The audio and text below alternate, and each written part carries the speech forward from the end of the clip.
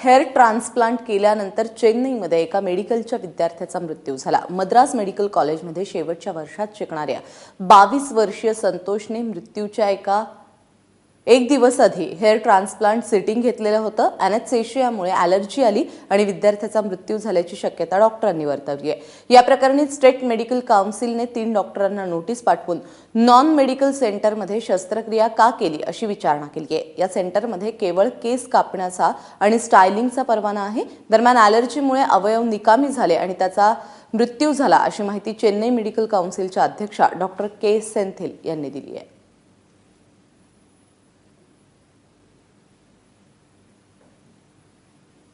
सलूनमध्ये करण्याची ही सर्जरी नाहीये, ही proper surgery आहे। ही प्रॉपर डॉक्टरनी करायला पाहिजे। कमीत कमी 2 वर्ष तरी आम्ही हेअर ट्रान्सप्लांटसाठी न करता मेडिकल ट्रीटमेंट करतो।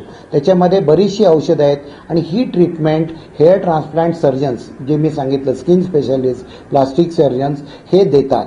आणि जर ह्या ट्रीटमेंट नंतर योग्य तो रिझल्ट दिसला नाही तर कमीत कमी वयाच्या 24व्या वर्षी आम्ही पेशंटला हेअर ट्रान्सप्लांट करायला ॲडवाइस करतो।